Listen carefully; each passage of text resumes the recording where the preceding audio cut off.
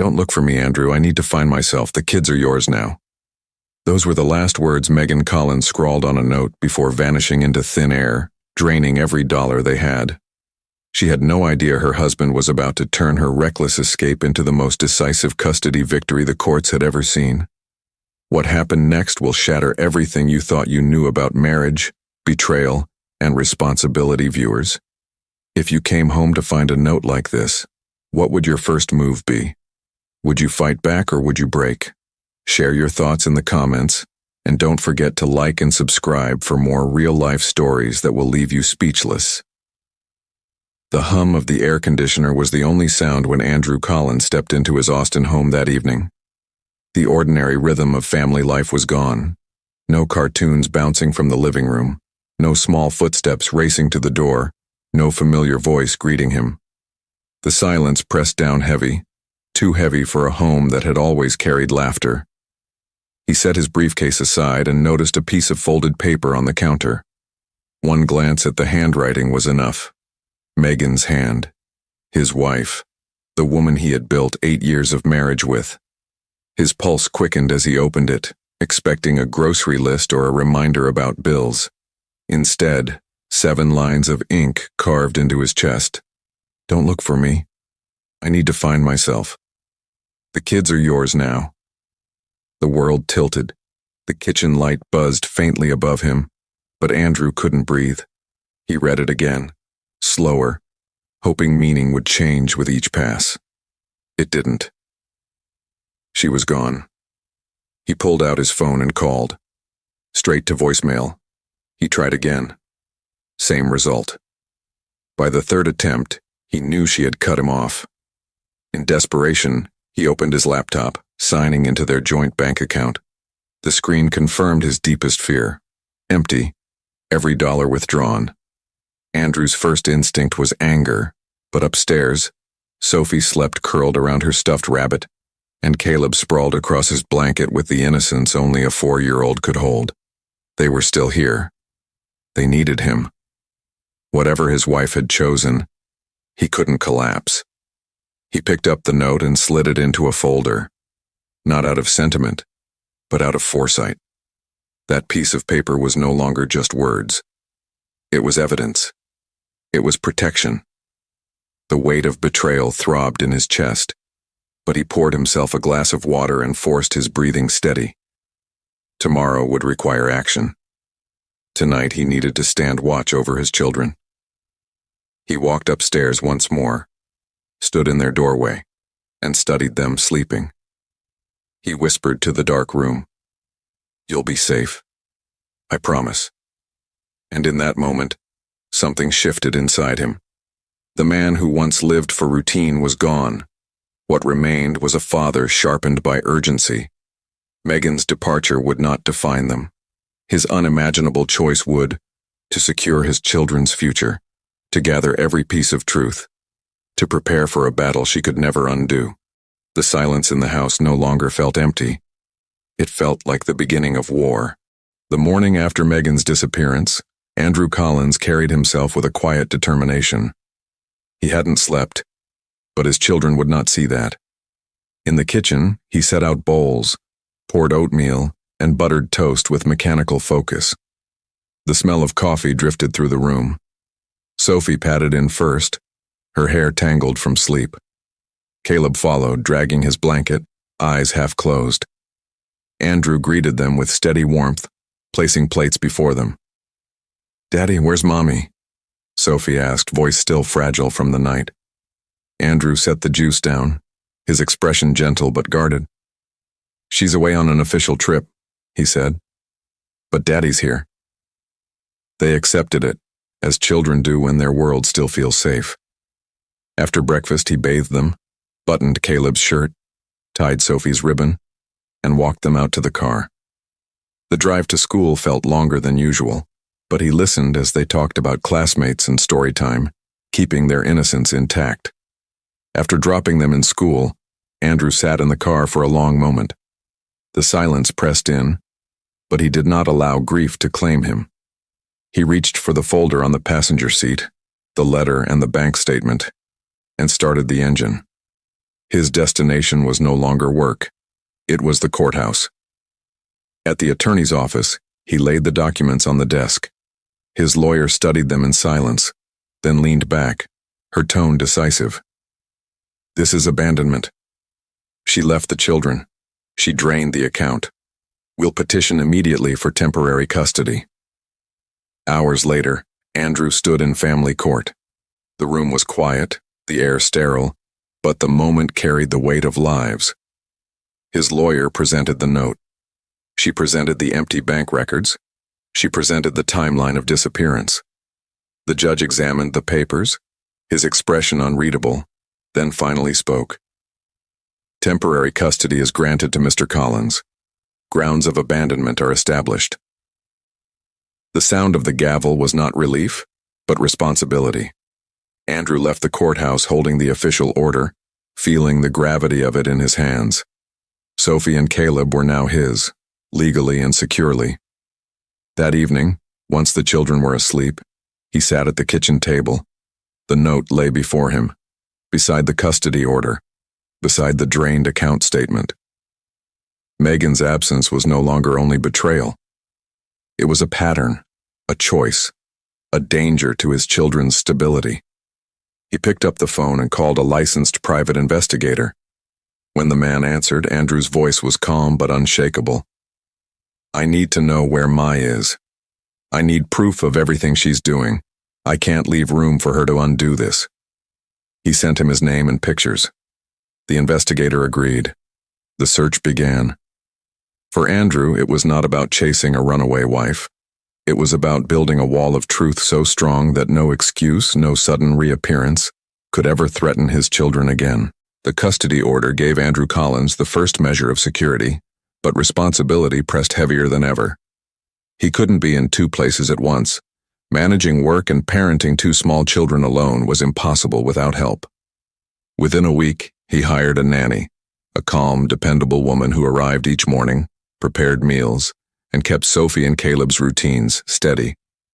With that support in place, Andrew could work, but more importantly, he could begin preparing for what would come next. 3 weeks later, the private investigator report arrived. A thick, bound folder was placed on Andrew's kitchen table after the children were asleep. He opened it slowly, each page striking with the precision of a hammer. The first section documented the timeline of Megan's disappearance, the date she left, the withdrawal of every dollar from their joint account, and her immediate relocation. The second section held photographs. Megan in Miami, standing beside a man at a rooftop bar. Megan smiling on a balcony overlooking the ocean. Megan weighed down with shopping bags in front of a luxury boutique. Every image stamped with date, time, and location. The third section compiled receipts and surveillance records, hotel check-ins paid in cash, restaurant bills, club entries. Andrew read the file cover to cover, his face calm, but his stomach knotted. He wasn't shocked. The note she had left was proof enough of her intent. But now he had something stronger. He had evidence no courtroom could ignore. He closed the folder, placed it beside the custody order, and locked both away. The house was quiet, the nanny already gone home for the night, his children sleeping upstairs. For the first time in weeks, Andrew exhaled fully. Megan had chosen her path, and he was choosing his, to be the parent who stayed, the parent who protected, the parent who would not allow abandonment to be rewritten as absence or excuse. Megan's absence stretched past 4 weeks. By then, Andrew Collins had built a fragile but steady rhythm for his children. The nanny kept Sophie and Caleb's mornings calm. Andrew managed their school runs, and evenings were filled with homework, dinner, and bedtime stories. Life was patched together, but it was holding. He had spoken to Megan's parents in the first days after she left. They had been stunned, apologetic, and powerless. They hadn't heard from her either. For weeks they hoped she would call. She never did. The temporary custody order gave Andrew security, but temporary was not enough.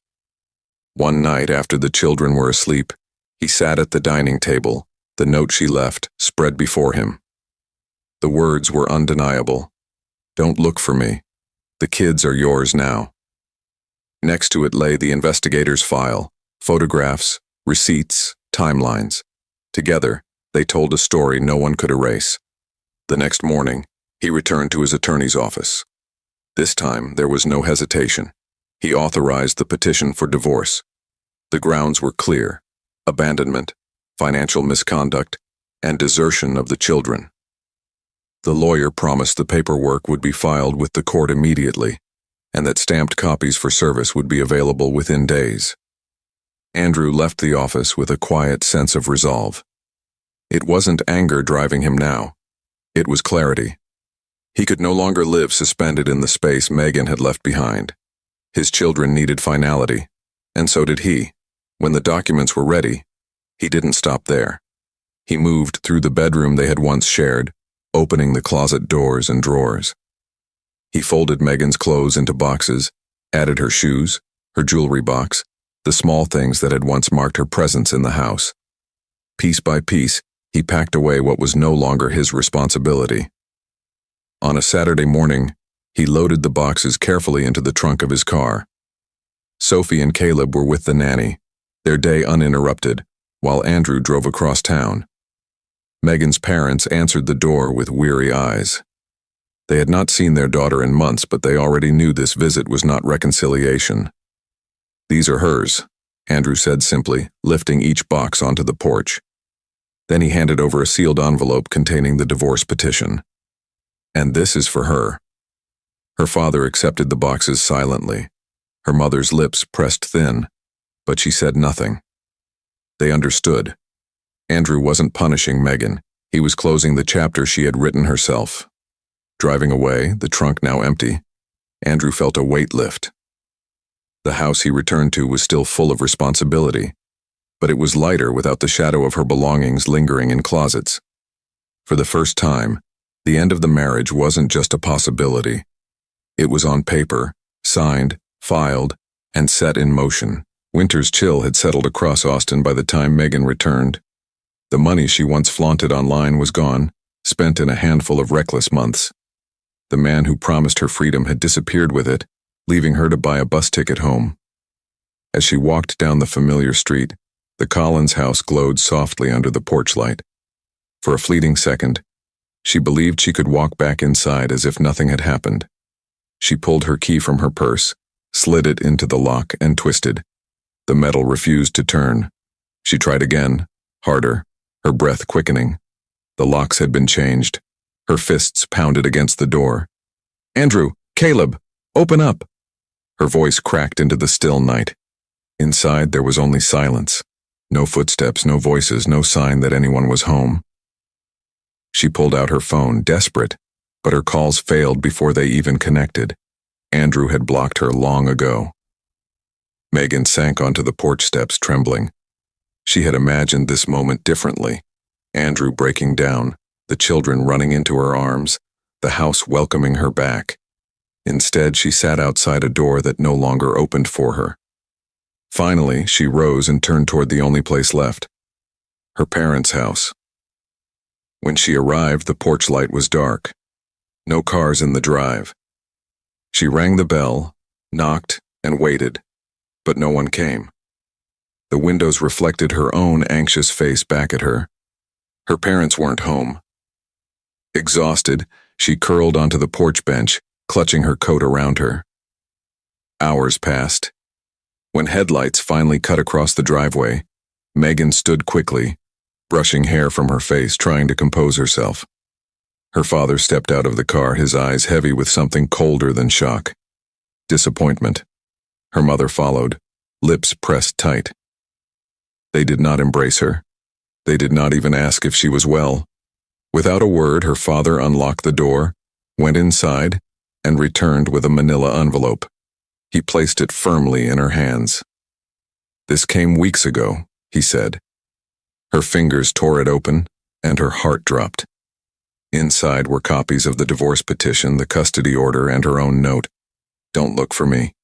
The kids are yours now." The handwriting was unmistakable. The words were hers, preserved as evidence. Her knees buckled. This isn't fair. I wasn't abandoning them. I was overwhelmed. I just needed to find myself. Her mother's reply cut through the night like ice. You didn't lose yourself, Megan. You lost your family, and Andrew protected them from you. Megan clutched the papers to her chest, but there was nothing left to hold on to. The door that had once been hers was not just locked. It was gone. Megan staggered off her parents' porch with the manila envelope clutched in her arms. The divorce filings, the custody order, and her own note stared back at her like an accusation carved in stone. Her parents' words still echoed in her ears, sharper than any blade. You left them. Andrew didn't. Tears burned her eyes, but anger quickly rose to drown them. She straightened, lifted her chin, and hissed into the cold air. I'll fight this. I'll get my family back. No court will keep my children from me. And so she did. Within weeks, Megan filed her own petition, claiming her disappearance was not abandonment, but the result of depression. She painted herself as a mother who had been overwhelmed, a woman who had left only to seek help, and had now returned stronger, ready to resume her role. The hearing was set for a Tuesday morning.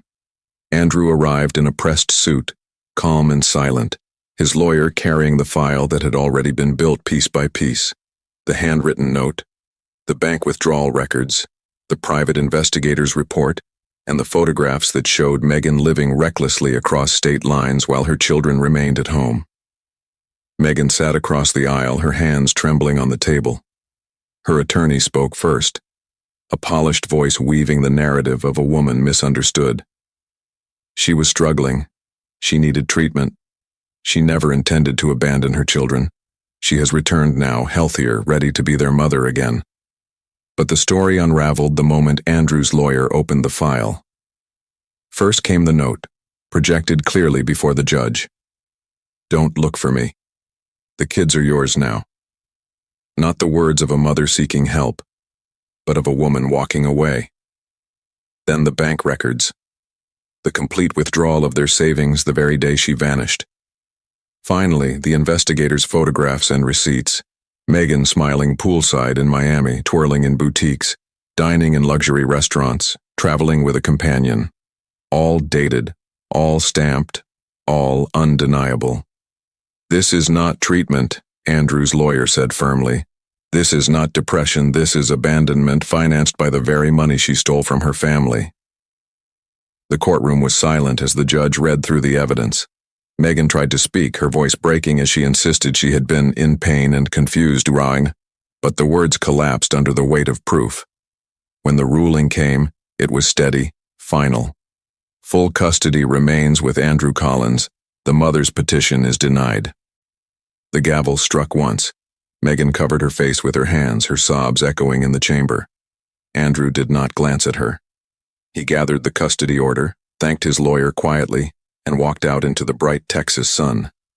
If you were in Andrew's place, what would you have done? Would you fight the same way or choose another path? Share your thoughts in the comments below. And don't forget to like this video and subscribe for more interesting and true-to-life stories.